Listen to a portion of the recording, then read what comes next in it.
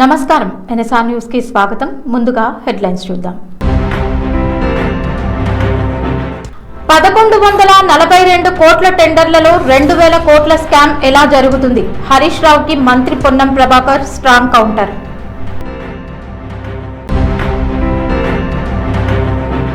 అప్పుల లెక్కపై కాంగ్రెస్ లో గందరగోళం. జూపల్లి ఒక లెక్క, రేవంత్ మరో లెక్క. కాంగ్రెస్ ని నిలదీసిన హరీష్ రావు.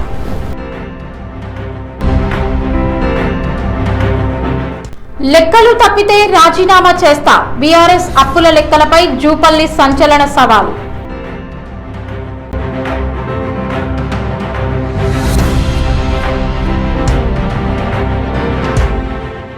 ప్రభుత్వ భూముల వేలం వ్యవహారంలో అవినీతి జరిగిందంటూ బీఆర్ఎస్ చేస్తున్న ఆరోపణలను మంత్రి పొన్నం ప్రభాకర్ ఖండించారు. తాము నిన్న గన్ పార్క్ వద్ద నిరసనకు వెళ్లే ముందు గోషామహల్ బలక్పేటలో ఇళ్ల పట్టాల పంపిణీ కార్యక్రమాల్లో పాల్గొంటున్నామని ముందే సమాచారం ఇచ్చామని తెలిపారు.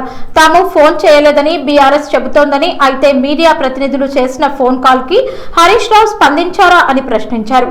వాస్తవాలను పక్కన పెట్టి రాజకీయ ఆరోపణలు చేయడం సరికాదన్నారు. పోలీసులతో అరెస్టులు చేయించేంత పిరికి వాళ్లు తాము కాదని, ప్రజల్లో తమకు విశ్వసనీయత ఉందని మంత్రి పొన్నం ప్రభాకర్ అన్నారు. అధికారంలో ఉన్నప్పటికీ ప్రజాస్వామ్యబద్ధంగా ప్రతిపక్ష విమర్శలను ఎదుర్కొంటామని స్పష్టం చేశారు. తాను మంత్రి అడ్లూరి లక్ష్మణ్ ఇద్దరు కింది స్థాయి నుంచి ఎదిగిన నాయకులమని, తమ రాజకీయ ప్రయాణం అందరికీ తెలుసని పేర్కొన్నారు. 10 ఏళ్లుగా కొందరు వ్యక్తులు చెప్పిన సమాచారాన్ని నమ్మి నిరాధార ఆరోపణలు చేయడం బాధాకరమని హరీష్ రావుపై విమర్శలు చేశారు. ప్రభుత్వ భూముల వేలం విషయంలో 2000 కోట్ల కుంభకోణం జరిగిందన్న ఆరోపణలను పూర్తిగా ఖండించిన మంత్రి, మొత్తం టెండర్ల విలువే 1142 కోట్లు మాత్రమేనని, అలాంటప్పుడు 2000 కోట్ల స్కామ్ ఎలా జరుగుతుందని ప్రశ్నించారు. ప్రతి అంశంలో ఆధారాలు, పత్రాలతోనే ప్రభుత్వం ముందుకు వెళ్తోందని, నిరాధార ఆరోపణలతో ప్రజలను తప్పుదోవ పట్టించే ప్రయత్నాలు ఫలించవని అన్నారు. అలాగే గురుకుల విద్యా సంస్థల నిర్వహణను మరింత సమర్థవంతంగా మార్చేందుకు సెంట్రలైజ్డ్ విధానాన్ని అమలు చేస్తున్నామని, విద్యార్థులకు మెరుగైన సౌకర్యాలు కల్పించడమే ప్రభుత్వ లక్ష్యమని మంత్రి పొన్నం ప్రభాకర్ పేర్కొన్నారు. టెండర్ ప్రక్రియలా ట్రాన్స్పరెంట్ గా జరిగి వాడు క్వాలిటీ, వాడు మొత్తం ఐఏఎస్ ఆఫీసర్లు దాన్ని రివ్యూ చేసి చెప్పినాక కూడా, అరే నాకైతే చాలా చిన్న జోక్ లాగా అనిపించింది. నిన్న నాకు టెలిఫోన్ చేస్తే నేను లిఫ్ట్ చేయాలని సోషల్ మీడియాలో మా దగ్గర నేను ఫోన్ లిఫ్ట్ చేయలేదు, పోలీసు వాళ్ళు అరెస్ట్ చేయొచ్చు. అరే हम ऐसा नहीं है, हम भी लड़ाई करते डर के नहीं जाने वाला है. నేను చెప్పినా, నేనే గోషా మహల్లో మలక్పేటలో ఇండ్ల పంపిణీ కార్యక్రమం ఉంది, వెళ్తున్నాము చెప్పినాము, రాజ్యాంగం మీద ప్రమాణం చేసినాం, రండి శాసనసభలో మీకు ఇయ్యాల కాబట్టి రేపు పెట్టినాడు, చర్చ చేయండి. 10 సంవత్సరాలుగా సాంఘిక సంక్షేమ హాస్టల్ పిల్లలకు ఏమి ఇచ్చిండ్రు, మేము వచ్చినాక ఏమి ఇచ్చినాం. పొద్దున్న లేస్తే ఆర్థిక శాఖ మంత్రితో మాకు పంచాయతీ ఉన్నదంటే ఓన్లీ వెల్ఫేర్ కు సంబంధించిన ఫండ్స్ ఇవ్వాలని కొట్లాడేది పంచాయతీ తప్ప ఇంకోటి కాదు. ఆ విధంగా మాట్లాడుతుంటే ఇవాళ మీరు టెలిఫోన్ లిఫ్ట్ చేయాలి. ఏది టెలిఫోన్ లిఫ్ట్ చేస్తే ఇప్పుడు మరి రాహుల్ గారు చేశారు, ఫోన్ లిఫ్ట్ చేసినాడే. 4 మంత్రులు, అజరుద్దీన్ గారు, లక్ష్మణ్ కుమార్ గారు, నేను, పొంగులేటి శ్రీనివాసరెడ్డి గారు, జిల్లా కలెక్టర్ గారు, మొత్తం మంది, గోషామహల్ రాజాసింగ్ ఎమ్మెల్యే. మీ పేపర్లోనే వచ్చింది కదా, టీవీలో వచ్చింది, మీరు కూడా ఉంటారు కదా. గన్ పార్క్ కాడ మాట్లాడిన ఫోన్ నా దగ్గర పెట్టుకొని నువ్వు కూడా గమ్మత్తు మాట్లాడతావు. అబ్బా స్నానం చేయకుండా ఫోన్ వచ్చింది, స్నానం చేయకుండా నువ్వు చూసినావు అంటే ఎట్లా వస్తుంది? అరే చిన్న అంత లో లెవెల్ ఆలోచన చేద్దారు కోరుతాను. You have to dignified argument, fighting డిగ్నిఫైడ్గా ఉండాలి. తెలంగాణ ప్రభుత్వ అప్పులపై కాంగ్రెస్ ప్రభుత్వాన్ని లక్ష్యంగా చేసుకుని బీఆర్ఎస్ సీనియర్ నేత హరీష్ రావు తీవ్ర విమర్శలు చేశారు. కాంగ్రెస్ ప్రభుత్వం చేసిన అప్పుల విషయంలో మంత్రి జూపల్లి కృష్ణారావు, ముఖ్యమంత్రి రేవంత్ రెడ్డి చెబుతున్న లెక్కలు ఒకదానికొకటి పొంతన లేకుండా ఉన్నాయని ఆయన ఆరోపించారు. మంత్రి జూపల్లి కృష్ణారావు కేంద్ర ప్రభుత్వానికి రాసిన లేఖలో కాంగ్రెస్ ప్రభుత్వం చేసిన అప్పులు 1.77 లక్షల కోట్లుగా పేర్కొన్నారని, అయితే ముఖ్యమంత్రి రేవంత్ రెడ్డి అసెంబ్లీలో మాత్రం అదే అప్పుల మొత్తం 3.45 లక్షల కోట్లుగా చెప్పారని హరీష్ రావు గుర్తు చేశారు. ఒకే ప్రభుత్వానికి చెందిన ఇద్దరు కీలక నాయకులు 2 వేర్వేరు లెక్కలు చెప్పడం ప్రజలను అయోమయానికి గురి చేస్తోందని ఆయన విమర్శించారు. అసలు నిజమైన అప్పుల లెక్క ఏదో ప్రభుత్వం స్పష్టం చేయాలని డిమాండ్ చేశారు.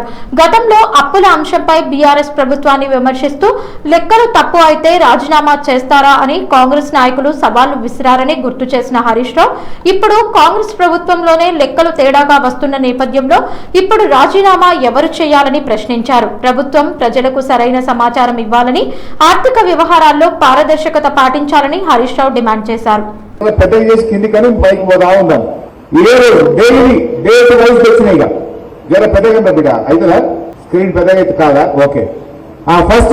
డిసెంబర్ 12, 2023 అంటే కాంగ్రెస్ వచ్చింది డిసెంబర్ 7, 2023. డిసెంబర్ 12, 2023 నాడు 500 కోట్లు. డిసెంబర్ 19, 2023 నాడు 500. ఇది పైకనిగా అట్లా ఒక్కొక్క డేటు మొత్తం తెచ్చుకుంటూ లాస్ట్ అప్ ఎప్పుడు వచ్చింది? జూన్ 30, 2026. ఇవాళ ఎంత డేటు? జూలై 3 తారీఖు. లాస్ట్ అప్ ఎప్పుడు తెచ్చిందంటే జూన్ 30, 2026 నాడు 2000 కోట్ల అప్పు తెచ్చిండు. అది 175వసారి రిజర్వ్ బ్యాంక్ ఆఫ్ ఇండియాలో తెచ్చిన FRBM అప్పు. మొత్తం కూడితే ఏమవుతుందా? 1,86,067 కోట్లు. ఇది నాది కాదు statement, reserve bank of India. మీరెవ్వరు పోయి గూగుల్లో పెట్టినా తెలంగాణ ప్రభుత్వం తెచ్చిన అప్పు రిజర్వ్ బ్యాంక్ ఆఫ్ ఇండియా ద్వారా FRBM అప్పు ఎంత అని గూగుల్ అడిగినా, reserve bank of India website పోయి చూసినా ఎంతుంది అప్పు? 1,86,087 కోట్లు. ముఖ్యంగా రేవంత్ రెడ్డి ఏమన్నాడు? 3,47,000. అది ఎన్ని రోజులల్లో? 27 నెలల గవర్నమెంట్. అంటే ఇది ఏ తారీఖు చెప్పిందంటే మార్చి 18 నాడు చెప్పింది. ఎంత డేటు? జూలై 3. అంటే ఏప్రిల్, మే, జూన్, జూలై 4 నెలలు అయింది కదా. ఇంకా 4 నెలలు కలిపితే 400 లక్షలు అవుతుంది.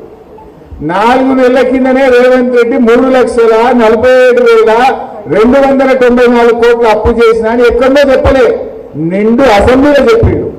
మరి జూపల్ ఏమంటుంది? 1,77,058 కోట్లు. ఇప్పుడు ఇవ్వండి కరెక్టు? రేవంత్ రెడ్డి కరెక్టా? జూపల్ కరెక్టా?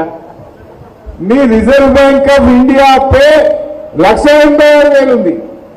అన్ని కలిపితే 3,47,000 చేసిన అని రేవంత్ రెడ్డి చెప్పిండు. జూపల్ ఏమన్నాడు? అంటే ఇప్పుడు ఎవరు రాజీనామా చేయాలి? ఎవరు చేయాలి రాజీనామా? 13 బిడ్డలైతే, పౌరుషం ఉంటే, సీను నెత్తులుంటే తక్షణమే రాజీనామా చేస్తారు జూపల్లి. తెలంగాణ ప్రభుత్వ అప్పుల అంశంపై కొనసాగుతున్న రాజకీయ విమర్శలకు మంత్రి జూపల్లి కృష్ణారావు ఘాటుగా స్పందించారు.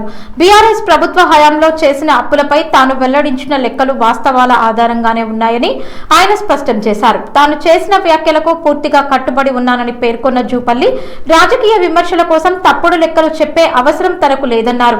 నేను పారిపోయే వ్యక్తిని కాదు. నేను చెప్పిన అప్పుల లెక్కలు తప్పని నిరూపిస్తే నా మంత్రి పదవికే కాదు, ఎమ్మెల్యే పదవికి కూడా రాజీనామా చేయడానికి సిద్ధంగా ఉన్నానని జూపల్లి కృష్ణారావు ప్రకటించారు. వాస్తవాలను పక్కన పెట్టి రాజకీయ ఆరోపణలు చేయడం కంటే అధికారిక రికార్డుల ఆధారంగా చర్చ జరగాలని ఆయన సూచించారు.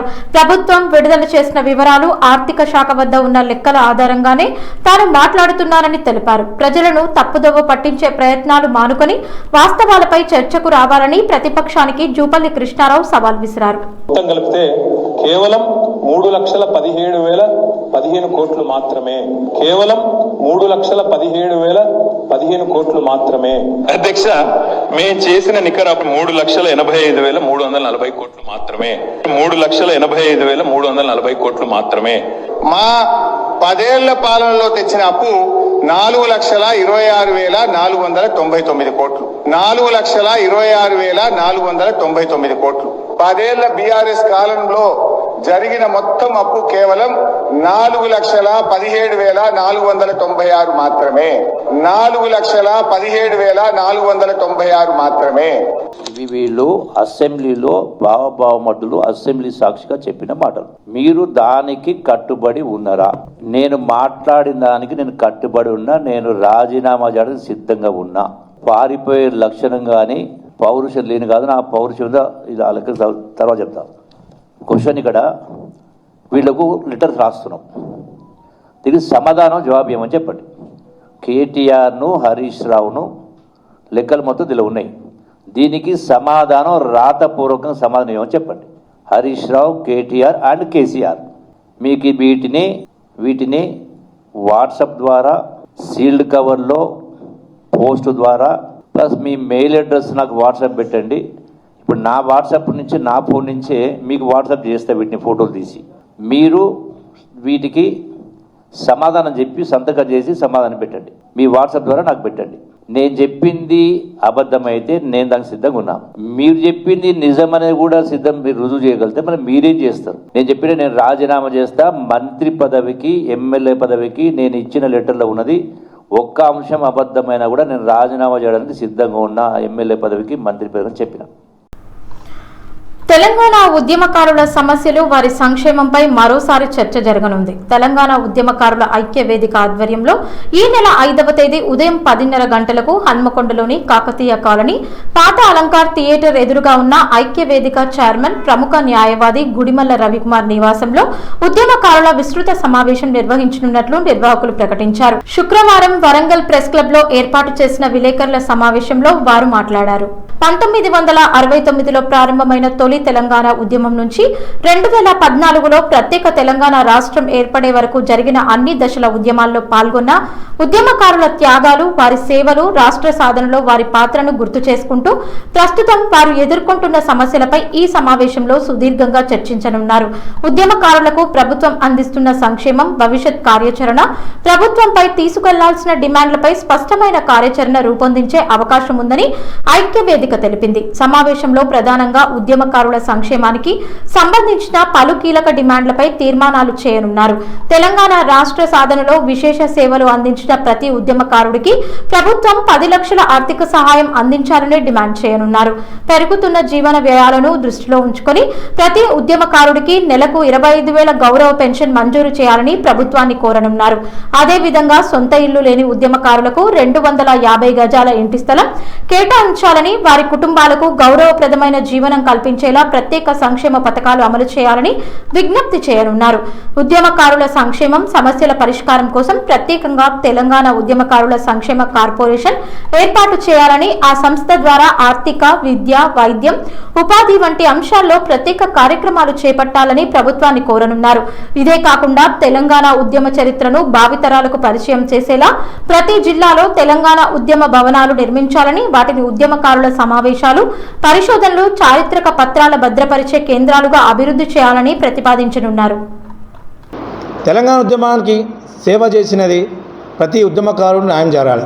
ప్రభుత్వానికి మరోసారి గౌరవంగా కోరుతున్నాం. ఉద్యమకారుల సమస్యలు రాజకీయ కోణంగా చూడొద్దు, తెలంగాణ ఆత్మగౌరవానికి సంబంధించిన అంశంగా చూడాలి. ఇది తెలంగాణ ఉద్యమకారుల ఐక్యవేదిక మన ఉద్యమకారుడు, ఉద్యమ నేత శ్రీ గుడిమల్ల రవికుమార్ రాష్ట్ర చైర్మన్ వారి ఆధ్వర్యంలో రాష్ట్ర వ్యాప్తంగా ఉన్న ఉద్యమకారులందరూ ఐక్యంగా ముందుకు రావాలని పిలుపునిస్తున్నాం. మన హక్కులు, మన గౌరవం, మన భవిష్యత్తు కోసం కలిసి పనిచేద్దాం. జూలై 5 ఆదివారం రోజున తెలంగాణ రాష్ట్ర ఉద్యమ ఐక్యవేదిక ఆధ్వర్యంలో గుడిమల్ల రవికుమార్ గారి నేతృత్వంలో వారి ఇంటి వద్ద జూలై 5 ఆదివారం తలపెట్టిన తెలంగాణ ఉద్యమకారుల అస్తిత్వ పోరాట కొరకు జరుగుతున్నది. కావున తెలంగాణ ఉద్యమకారులందరూ వచ్చి దానిలో పాల్గొనాలని కోరుచున్నాము. కానీ ఒకటి, తెలంగాణ ఉద్యమ ఫలితాలు అనేది తెలంగాణ ఉద్యమకారులకు ఏ రోజున కూడా ఇప్పటివరకు చేరలేదు. మమ్మల్ని వాడుకున్న, అంటే ఉద్యమంలో వాడుకున్న పార్టీ మమ్మల్ని వదిలేసింది. కానీ ఈ ఫలాలను ఎంతో కొంత ఇస్తానని చెప్పి కమిటీ చేసిన ఈ రాష్ట్ర ప్రభుత్వానికి ధన్యవాదాలు.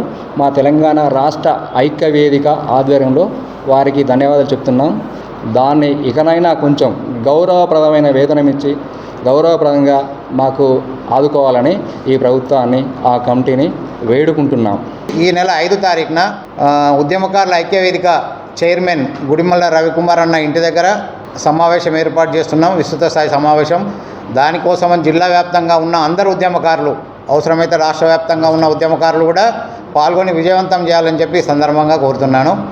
వర్షాలు కురవక రైతులు తీవ్ర ఇబ్బందులు ఎదుర్కొంటున్న నేపథ్యంలో వరంగల్ జిల్లా నర్సంపేట నియోజకవర్గంలోని దుగ్గొండి మండలం పొనకల్ గ్రామంలో ఆర్య కులస్తులు తమ ప్రాచీన సాంప్రదాయాన్ని అనుసరిస్తూ వరుణదేవుడికి ప్రత్యేక ప్రార్థనలు నిర్వహించారు. మంచి వర్షాలు కురిసి రైతుల పంటలు పండాలని కోరుతూ గ్రామ ప్రజలు భక్తి శ్రద్ధలతో ఈ ఆచారాన్ని నిర్వహించారు. ఈ ఏడాది ఆశించిన స్థాయిలో వర్షాలు కురవకపోవడంతో రైతులు వేసిన విత్తనాలు చాలా చోట్ల మొలకెత్తకపోవడం, ఇప్పటికే వేసిన పంటలు ఎండిపోవడం వంటి పరిస్థితులు నెలకొన్నాయి.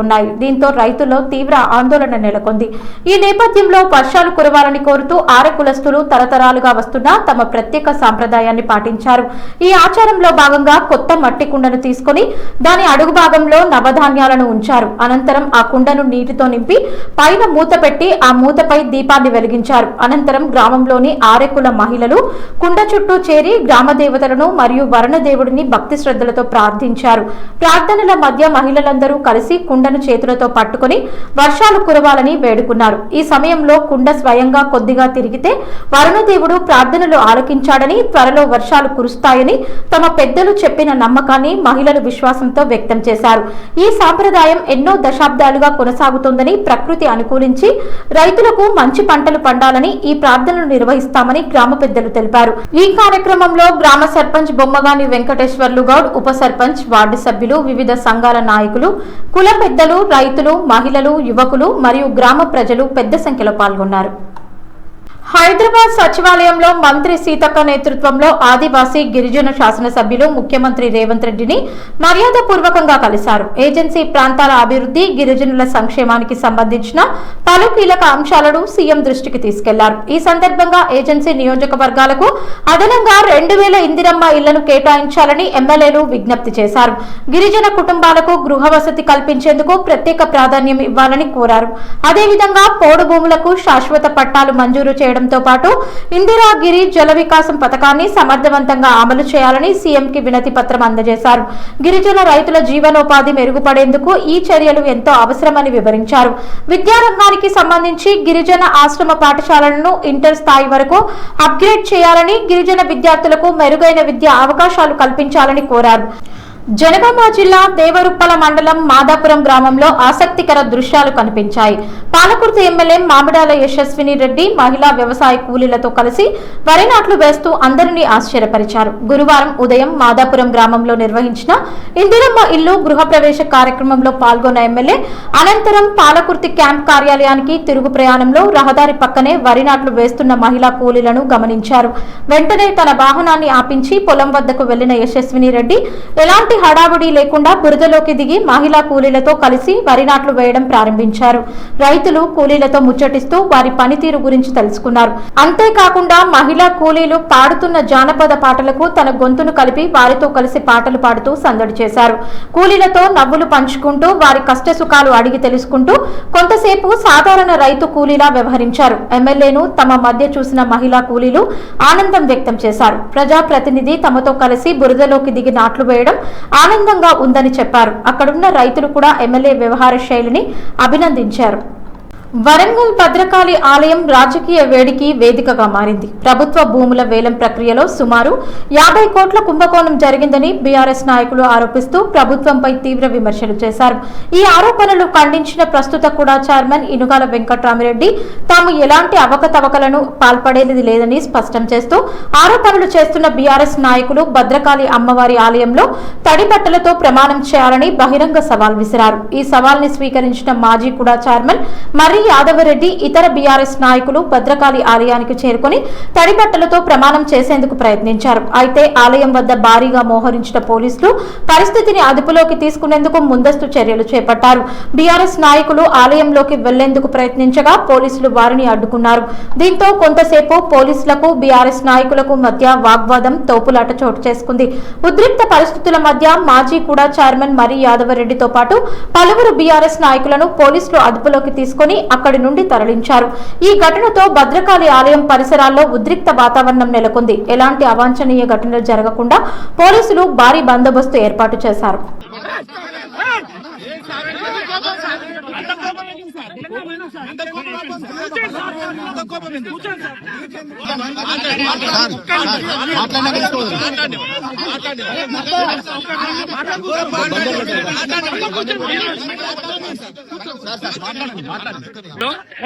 అవినీతి చేశారు. 20-30 కోట్లు సిగ్గు లేకుండా, లజ్జ లేకుండా దత్తమ్మల్లాగా ఈరోజు వాళ్ళు రాలేదు. మేము అన్ననే చెప్పినాం, తడి బట్టలతోని భద్రకాళి అమ్మవారి గుడి కాడికి వస్తాం. దేవుని సాక్షిగా, అమ్మవారి గుడి సాక్షిగా, అమ్మవారి సాక్షిగా అవినీతి జరిగింది అనేది మేము చెప్పడానికి రావడం జరిగింది తడి బట్టలతో. కానీ రాజేందర్ రెడ్డి, వెంకటరామరెడ్డి కాంగ్రెస్ ప్రభుత్వం అక్రమంగా అరెస్ట్ చేయించి మేము దర్శనానికి వెళ్తాము. దర్శనానికి వెళ్ళొచ్చినాక మేము అక్కడ జరిగినటువంటి అవినీతి గురించి మాట్లాడదామని చెప్పి సవాలు విసిద్దాం. వాళ్ళు దొంగలాగా రాకుండా దాక్కున్నారు. రాజేందర్ రెడ్డి, వెంకటరామరెడ్డి దాక్కుని పోలీసులను పంపి వాళ్ళు చేసిన అవినీతి బయటపడుతుందని చెప్పి ఈ విధంగా అక్రమంగా అరెస్ట్ చేయించడం అనేది ఇది కరెక్ట్ కాదు. ఇది అక్కడ నిన్న ఇట్లనే జరిగింది. హైదరాబాద్ లో 3 మంత్రులు గన్ పార్క్ దగ్గరికి రమ్మని హరీష్ రావు సవాల్ విసిరితే హరీష్ రావును అక్రమంగా అరెస్ట్ చేసుకోనియకుండా చేశారు. అదేవిధంగా జూపల్లి కృష్ణారావు తెలంగాణ భవన్కి వస్తా అని చెప్తే ఆయన కుర్చేసి కూర్చుంటబెట్టి కేటీఆర్ గారు చాలాసేపు వెయిట్ చేసినా కూడా రాలేదు. ఈ రోజు నాయన రాజేందర్ రెడ్డి, వెంకట్రామరెడ్డి కూడా వాళ్ళ అవినీతి బయట పడుతుందని వాళ్ళు రాకుండా తప్పించుకున్నారు. ఎప్పటికీ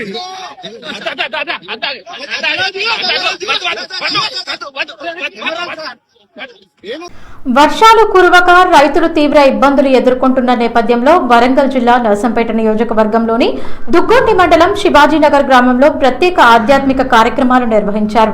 గ్రామ సర్పంచ్ సుకినే నాగరాజు ఆధ్వర్యంలో గ్రామ ప్రజలు, మహిళలు, రైతులు పెద్ద ఎత్తున పాల్గొని వరుణదేవుడి అనుగ్రహం కోసం ప్రత్యేక పూజలు నిర్వహించారు. గత కొంతకాలంగా వర్షాలు లేకపోవడంతో సాగు చేసిన పంటలు ఎండిపోతుండటంతో రైతులు తీవ్ర ఆందోళన వ్యక్తం చేస్తున్నారు.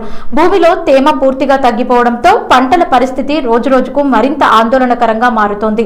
ఈ పరిస్థితుల్లో మంచి వర్షాలు కురవాలని కోరుతూ గ్రామ ప్రజలు సాంప్రదాయ పద్ధతిలో గ్రామ దేవతలను ప్రార్థించారు. గ్రామంలోని బొడ్రాయి, పోచమ్మ తల్లి ఆలయాలతో పాటు హనుమాన్ దేవాలయంలో ప్రత్యేక జలాభిషేకాలు నిర్వహించారు. మహిళలు భక్తి శ్రద్ధలతో పూజలు చేసి వరుణదేవుడు కరుణించి సమృద్ధిగా వర్షాలు కురిపించాలని ప్రార్థించారు. గ్రామంలో సాంప్రదాయంగా నిర్వహించే కప్పతల్లి ఆటను కూడా నిర్వహించారు. వర్షాలు కురవాలని కోరుతూ గ్రామ వీధుల గుండా కప్పతల్లి ఆట ఆడి ప్రత్యేక ప్రార్థనలు చేశారు. ఈ సందర్భంగా సర్పంచ్ సుకినే నాగరాజు మాట్లాడుతూ వర్షాలు లేక రైతులు తీవ్ర ఆర్థిక ఇబ్బందులు ఎదుర్కొంటున్నారని అన్నారు. రైతుల కష్టాలను దృష్టిలో ఉంచుకొని గ్రామ ప్రజలందరూ ఏకమై వరుణదేవుడికి ప్రత్యేక పూజలు నిర్వహించామని తెలిపారు. త్వరలో మంచి వర్షాలు కురిసి చెరువులు, కుంటలు నిండాలని, రైతుల పంటలు పుష్కలంగా పండాలని ఆకాంక్షించారు. ఈ కార్యక్రమంలో ఉప సర్పంచ్, మాజీ ఉప సర్పంచ్, కాంగ్రెస్ పార్టీ నాయకులు, బీఆర్ఎస్ నాయకులు, మహిళా సభ్యులు, గ్రామ పంచాయతీ పాలక వర్గ సభ్యులు, వివిధ సంఘాల అధ్యక్షులు, యువజన సంఘాల ప్రతినిధులు, రైతులు, మహిళలు, గ్రామ పెద్దలు తదితరులు పాల్గొన్నారు. ప్రభుత్వం ఉపాధ్యాయులకు భోజనం, టిఫిన్ అందించే బాధ్యతను అప్పగించే విధంగా తీసుకున్న నిర్ణయాన్ని తక్షణమే ఉపసంహరించుకోవాలని PRTU-TS రాష్ట్ర ప్రధాన కార్యదర్శి సుంకరి భిక్షం గౌడ్ డిమాండ్ చేశారు. ఈ సందర్భంగా ఆయన మాట్లాడుతూ మా భోజనం మేమే తెచ్చుకుంటాం, మా టిఫిన్ కూడా మేమే తెచ్చుకుంటాం, ఉపాధ్యాయులపై అదనపు బాధ్యతలు మోపాల్సిన అవసరం లేదు. ఉపాధ్యాయుల ప్రధాన బాధ్యత విద్యార్థులకు నాణ్యమైన విద్య అందించడమే. బోధనేతర పనులతో ఉపాధ్యాయులను ఇబ్బందులకు గురి చేయడం వల్ల విద్యా ప్రమాణాలపై ప్రతికూల ప్రభావం పడుతుందని అన్నారు. పాఠశాలల్లో ఇప్పటికే అనేక పరిపాలన, బోధనేతర బాధ్యతలను ఉపాధ్యాయులు నిర్వర్తిస్తున్నారని, ఇప్పుడు భోజనం, టిఫిన్ వంటి అంశాలను కూడా వారి బాధ్యతగా మార్చడం సమంజసం కాదని ఆయన పేర్కొన్నారు. ఈ నిర్ణయం వల్ల ఉపాధ్యాయులపై అనవసర ఒత్తిడి పెరుగుతుందని, బోధనకు కేటాయించే సమయం తగ్గే అవకాశం ఉందని ఆందోళన వ్యక్తం చేశారు. ఈ సందర్భంగా ప్రభుత్వం మాకు నిధులు ఇచ్చినా ఇవ్వకపోయినా ఇవాళ యావత్ తెలంగాణ రాష్ట్రంలో ప్రతి ఉపాధ్యాయుడు కూడా తన పాఠశాలలో స్ట్రెంత్ పెంచుకోవాలని విశ్వ ప్రయత్నం చేస్తుంటూ ప్రభుత్వం కూడా ఇది గమనించాలని కోరుతూ, కాకపోతే కొంచెం వెటకారంగా మా పాఠశాల ఉపాధ్యాయులకు భోజనం పెడుతున్నాం, టిఫిన్లు పెడుతున్నాం అనే విధంగా చిన్న చూపు చూసే విధంగా మాకు వద్దు సార్, మేము ఎవరూ అడగలేదు, మా భోజనం మేము తెచ్చుకుంటాం, మా టిఫిన్ మేము తెచ్చుకుంటాం, మా పాఠశాలకు పిల్లలను ఏ విధంగా రప్పించుకోవాలో మాకు తెలుసు. దయచేసి ప్రభుత్వం మేము అడిగిన డిమాండ్ని నెరవేర్చాలని కానీ అన్నం పెడుతున్నాం, టిఫిన్ పెడుతున్నాం అన్న మాటని విరమించుకోవాలని సందర్భంగా కోరుతున్నాం. హైదరాబాద్ లోని గాంధీ భవన్ లో చేవెళ్ల నియోజకవర్గానికి చెందిన కాంగ్రెస్ నాయకులు ఆందోళనకు దిగారు. కాళీ యాదయ్యకు వ్యతిరేకంగా కాళీ యాదయ్య డౌన్ డౌన్ అంటూ నినాదాలు చేస్తూ తమ అసంతృప్తిని బహిరంగంగా వ్యక్తం చేశారు. పార్టీ వ్యవహారాల్లోనూ ప్రభుత్వ నిర్ణయాల్లోనూ కాళీ యాదయ్య జోక్యం చేసుకోవద్దని వారు డిమాండ్ చేశారు. కాంగ్రెస్ పార్టీ కోసం పనిచేసిన కార్యకర్తలు, సీనియర్ నాయకులను పక్కన పెట్టి నిర్ణయాలు తీసుకుంటున్నారని ఆరోపించారు. అంతేకాకుండా ప్రభుత్వ నామినేటెడ్ పదవులు, వివిధ కమిటీల్లో అవకాశాలు కాంగ్రెస్ కార్యకర్తలకు కాకుండా బీఆర్ఎస్ నుంచి వచ్చిన నాయకులకే ఇస్తున్నారని ఆగ్రహం వ్యక్తం చేశారు. పార్టీ కోసం ఎన్నో ఏళ్లుగా కష్టపడిన కార్యకర్తలకు అన్యాయం జరుగుతోందని, ఈ పరిస్థితిని పార్టీ అధిష్టానం వెంటనే పరిశీలించాలని వారు కోరారు. చేవెళ్ల కాంగ్రెస్ లో నెలకొన్న అసంతృప్తిపై పార్టీ రాష్ట్ర నాయకత్వం జోక్యం చేసుకుని సమస్యను పరిష్కరించాలని ఆందోళనకారులు విజ్ఞప్తి చేశారు. బీచ్ ప్రాంతాల్లో మద్యం అమ్మకాలకు అనుమతి ఇస్తూ ప్రభుత్వం జారీ చేసిన జీవో నెంబర్ 363 పై వైసీపీ శ్రేణులు తీవ్ర అభ్యంతరం వ్యక్తం చేశాయి. ఈ నిర్ణయానికి వ్యతిరేకంగా పార్టీ నాయకులు, కార్యకర్తలు ధర్నా నిర్వహించి ప్రభుత్వానికి వ్యతిరేకంగా నినాదాలు చేశారు. బీచ్లు ప్రజలు, కుటుంబాలు, పర్యాటకులు విశ్రాంతి కోసం వెళ్లే ప్రదేశాలని అక్కడ మద్యం అమ్మకాలకు అనుమతి ఇవ్వడం సమాజానికి హానికరమని వైసీపీ నాయకులు విమర్శించారు. ప్రభుత్వం వెంటనే జీవో 367ను రద్దు చేయాలని, లేదంటే గ్రేటర్ పరిధిలోని 100కు పైగా వార్డుల్లో పెద్ద ఎత్తున ఆందోళనలు చేపడతామని హెచ్చరించారు. ఈ సందర్భంగా పలువురు నాయకులు మాట్లాడుతూ ప్రజా వ్యతిరేక నిర్ణయాలను ప్రభుత్వం పునర్విమర్శించాలని, బీచ్ ప్రాంతాల్లో మద్యం విక్రయాలను అనుమతించడం వల్ల సామాజిక సమస్యలు పెరిగే ప్రమాదం ఉందని అన్నారు. అక్కడ బీచ్ రోడ్ లో వైన్ షాపులు పెట్టడం వల్ల చిన్నపిల్లలు, పెద్ద పిల్లలు, పెద్దోళ్ళు అందరూ ఆడోళ్ళకి అసభ్యకరంగా ఉండటం జరుగుతుంది. దాని మీద ధర్నా చేయడం జరుగుతుంది. మేము ఈ ధర్నా ఆ వైన్ షాపులు పెట్టడం ఆపకపోతే ఈ ధర్నా ఎంతవరకైనా తీసుకెళ్తాం. మేము విశాఖపట్నం ప్రశాంతంగా ఉన్న ప్లేసు, అలాంటి ప్లేస్ ను పాడు చేయొద్దని మేము కోరుతున్నాం. ఇక కొత్త రోడ్ జంక్షన్ లో ఈ యొక్క వైన్ షాపులు వద్దని చెప్పి మేము డిమాండ్ కార్యక్రమం చేస్తున్నాము. బీచ్ లో వైన్ షాపులు ఈ కూటమి ప్రభుత్వం పెట్టాలని చాలా ఆలోచన చేస్తుంది. ఈ ఆలోచన వ్యతిరేకంగా మేము దగ్గర ధర్నా చేపట్టాం. ఈ ధర్నా కూడా ముఖ్య కారణం ఏంటంటే రేపు రాబోయే రోజుల్లో ఈ బీచ్ లో నూతన ఫ్యామిలీ గానీ అవ్వచ్చు, ఒక అక్క చెల్లెలు అవ్వచ్చు, లేదంటే అదర్స్ ఫ్యామిలీస్ ఎవరైనా వాళ్ళు అక్కడ వైన్స్ పెట్టడం వల్ల వారు మందు తాగి, బీర్లు తాగి ఒక లేడీస్ కి అసభ్యం పరిస్థితున్న ఉద్దేశంతో ముందుగా మేము దీని మీద ఆలోచించి ఈ ధర్నా చేస్తున్నాం. ఈ రోజు ఈ కూటమి గవర్నమెంట్ తీసుకుంటున్న నిర్ణయాలు ప్రజలు ఆశ్చర్యపోతున్నారు. అది ఏ రకంగా అంటే బీచ్ లో వైన్ షాప్ అంటున్నారు. ఈ కూటమి గవర్నమెంట్ గత సంవత్సరం యోగా అనే కార్యక్రమాన్ని బీచ్ లో మొదలు పెట్టింది.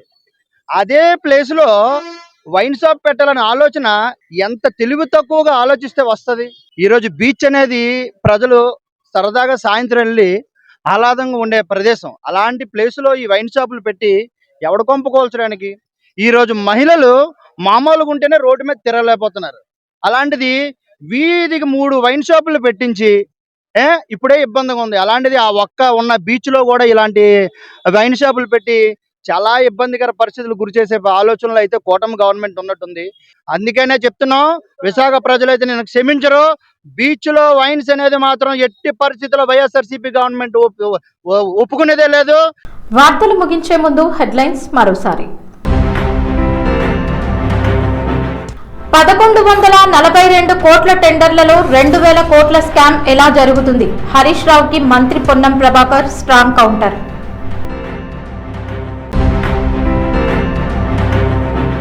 అప్పుల లెక్కపై కాంగ్రెస్ లో గందరగోళం. జూపల్లి ఒక లెక్క, రేవంత్ మరో లెక్క. కాంగ్రెస్ ని నిలదీసిన హరీష్ రావు.